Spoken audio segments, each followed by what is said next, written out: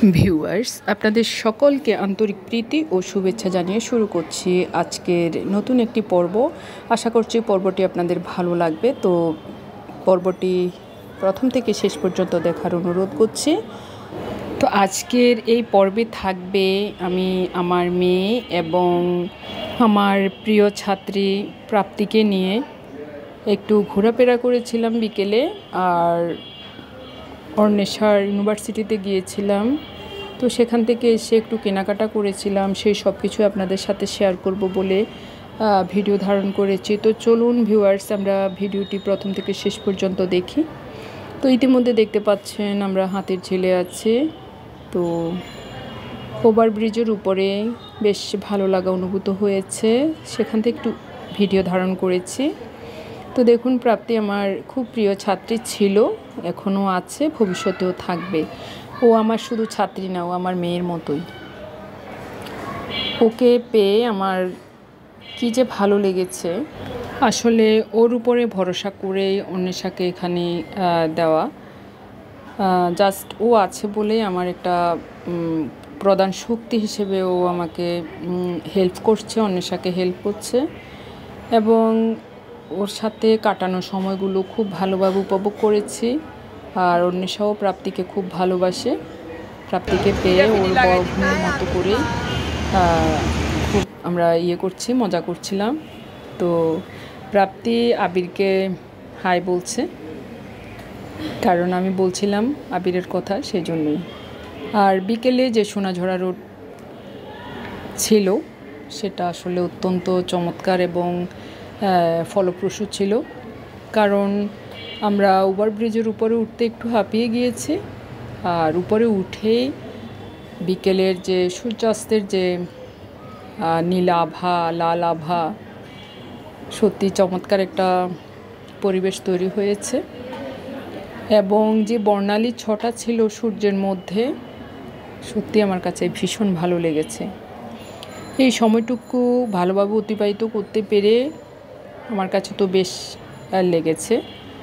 আর এমনিতেই যখন ওভারব্রিজের উপরে কিছুক্ষণ ছিলাম, যখন একটা হালকা মৃদু বাতাস প্রবাহিত হচ্ছে, তখন মনটা একেবারে স্নিগ্ধ কোমল হয়ে গেছে। অত্যন্ত ভালো লাগার সময় উপভোগ করেছি এবং ওখানে থেকেই কিছু ছবি ভিডিও নিয়েছিলাম। বিকেলের ভিউটা চমৎকার ছিল, এক কথায় চমৎকার। সূর্যাস্ত দেখা ওখান থেকে খুবই সুন্দর। দেখুন আমাদের সূর্যের কালারটা কিভাবে আমাদের মুখের উপরে এসে পড়েছে। আমার কাছে তো অত্যন্ত ভালো লাগা সময় অতিবাহিত করেছি বলে মনে হচ্ছে। দেখুন আমার মেয়েকে রেখে যাব, এই স্মৃতিটুকু আমি নিয়ে যাচ্ছি। আমি যখনই আমার মেয়ের কথা মনে পড়বে আমি ভিডিওটি দেখব, যখনই আমার মন কেমন করবে তখনই আমি ভিডিওটা দেখব। আসলে মা এবং সন্তানের যে ভালোবাসা, স্নেহ, সত্যি এটা অন্যরকম একটা অনুভূতির জন্ম দেয়। খুব খারাপ লাগবে ওকে যখন ফেলে যাব। তখন সন্ধে হয়ে গেছে, তো এখন আমরা প্রায় ভার্সিটিতে এসে পৌঁছেছি। তো ওখানে বেশ কিছুক্ষণ আমরা বিচরণ করেছি, ভালো লাগার সময়টুকু উপভোগ করেছি, আর বিভিন্ন কথোপকথনের মধ্য দিয়ে আমরা বিকেলের এই সময়টুকু কাটিয়েছি। প্রাপ্তি অনেকগুলো ছবি ভিডিও নিয়েছি, আর সেখানে দাঁড়িয়ে কিছুক্ষণ ছবি ভিডিও নিয়েছি, কথা বলেছি। কারণ হয়তোবা ভার্সিটি চলাকালীন অবস্থায় আমি আর আসতেও পারবো না, আর যদি আসিও তাহলেও আমি হয়তোবা ভার্সিটিতে আসবো না বা আসা হবে না, এরকম আর কি। তো যাই হোক, আজকে গিয়ে আমার কাছে অত্যন্ত ভালো লেগেছে। তখনও কিন্তু আজকে শনিবার, মানে বন্ধের দিন, তারপরেও দেখা গিয়েছে যে ওখানে অনেক স্টুডেন্ট ছিল, তাদের নাকি আজকে পরীক্ষা ছিল, যারা এলএলবিতে পড়ে। তো মেয়ের যেহেতু ইচ্ছে ছিল এলএলবিতে পড়ার জন্য, ও বারে বারে বলছে মা আমার ওদেরকে দেখে আমার খুব খারাপ লাগছে, আমার এলএলবিতে ভর্তি হওয়াটাই বোধহয় উচিত ছিল। তো যাক, ওকে সেখানে বুঝিয়ে শুনিয়ে তারপরে আমরা একটা জায়গায় বসে কিছুক্ষণ গল্প করেছি। তারপর আবার সেই পথ টুকু অর্থাৎ ভার্সিটির সামনে দিয়ে হাঁটছিলাম, কিছুক্ষণ সেখানে বিচরণ করেছি, বসেছি। তারপর আমরা আমাদের গন্তব্যে উদ্দেশ্য রওনা দিব। তো এখন প্রায় সন্ধ্যার আজান হয়ে গিয়েছে। তো আমরা সেখানে অনেকক্ষণ বসেছিলাম, এরপরে আমরা রওনা দিব।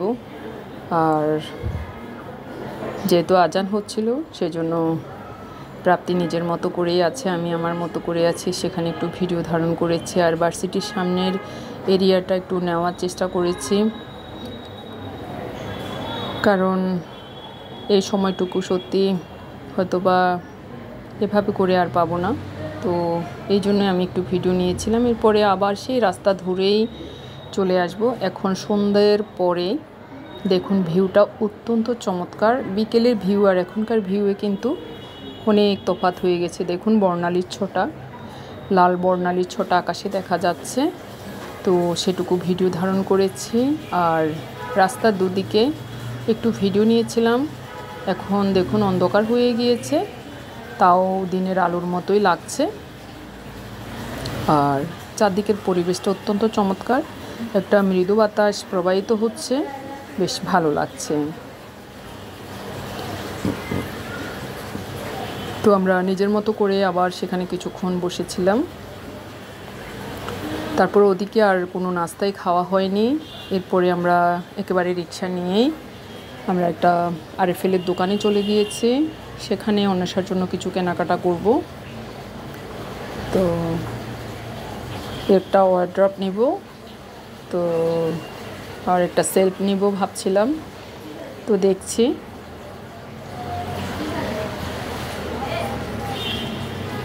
তারপরে টুকিটাকি কেনাকাটা করে এরপরে আমরা নাস্তা খাবো। নাস্তার শেষে আমরা বাসায় চলে আসব। তো দেখুন এগুলো বিভিন্ন ধরনের রেটে আছে, তো আমি সেগুলো দেখছিলাম। আর যেগুলো কেনার কিনেছে আর বাকিগুলো আগামী মাসে কিনবো বলে ওকে বলেছিলাম। তো যাই হোক, তো কেনাকাটা শেষে আমরা বের হয়ে যাব। দেখুন এখানে আরএফএলের শোরুম, এখানে অনেক কিছুই আছে।